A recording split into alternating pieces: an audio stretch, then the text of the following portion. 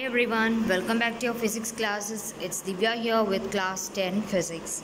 Now you have already completed with your chapter 7 sound. Now today in our class let us see some numericals related to the last part of this chapter. Now in your exercise part you don't have any numericals, but you have some solved examples like 3 questions in your textbook, but those 3 questions and similar questions is repeatedly asking questions you are having in your board exams. So those solved examples I'll explain how you have to be careful with the same type of questions today. Okay, so this is the examples given in your textbook and page number 172. Okay, now since you don't have any numericals in your exercise part and these 3 type of questions is repeatedly and it is very important, that is why I thought I'll explain the points which you have to remember when you see such kinds of questions. Clear? Now in figure 7.23, A and B represent displacement distance graph for 2 sound waves when they pass through air. Now you are having a set of questions. What is the relation between their velocity, wavelength, pitch and loudness? How do they differ in quality? Okay, so these are the set of questions you are having. First thing you should know to analyze your graph. So like this you can get any type of graph. Okay, so from that graph, when you get a graph of displacement time graph, you should know how to take the frequency, you should know how to take the amplitude, and you should know with that how can you calculate the wavelength or remaining questions. Now coming to your question, the A part, what is the relation between, first one, what is the relation between the velocities, isn't it? Now here answer is given that the velocities of both will be the same. See, both velocity of a sound wave depends on the medium. In your question it is not given for different mediums.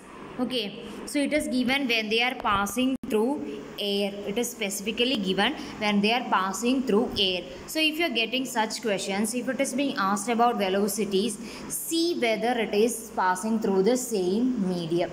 If it is given in the same medium like passing through air or water, whatever it is, velocities in air, water will always remain the same. Now let's suppose A is through air and B is through water. And the question is, what is the relation between their velocities? In that case, the velocities will be given. You have to find out the relation. Here, you don't have any other medium. Both are in the same medium. So, through air, both the velocities will be the same. Okay? Now, second part, what is the relation between their wavelength? Now, see, when you come to your figures, A and B, you are having 2 type of vibrations given there, till x and till 2x, isn't it? Having 2 distances are given there. So what is one amplitude? One crest and one trough will give you one amplitude, isn't it? Yes or no? The distance between one crest and one trough is your amplitude. Now see, when you consider your figure, both are having the same distances. Yes or no? Distance is going to be the same. Now if the distances are going to be the same, according to the figure given there, what will be the relation? 3 times the lambda of A, that is 1, 2, 3. That will be equal to 2 times the lambda. Lambda means it is the amplitude, or wavelength, isn't it? So since the distances are going to be given the same here, when you compare, here when you count 1, 2, 3, that is equivalent to 1, 2 of your B. That is why it is written 3 lambda A is equal to 2 lambda of B.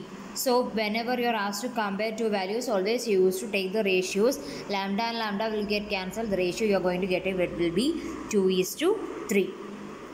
Third question, what is the relation between their pitch? Pitch, you know, that is always depending on the frequency. So you have to compare the two frequencies. Frequency equation, you know, it will be velocity upon wavelength. Now since the velocities both are going to be same, you can compare it with the wavelength. So when you compare like that, you know the wavelength ratio, you have found it out as 3:2. That is only given here. FA by FB is equal to 3:2 or 3/2. Why pitch has been compared with frequency?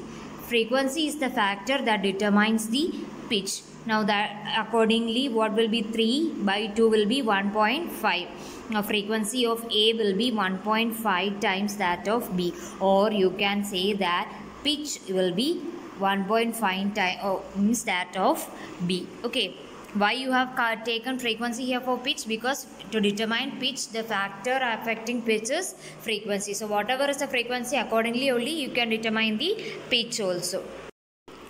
Now your next question is about your relation between your loudness. See, loudness always depends upon the amplitude, isn't it? So one which is having larger amplitude will have larger loudness. So according to the figure given there, which one is having larger amplitude? B is having larger amplitude, so that will be having more sound.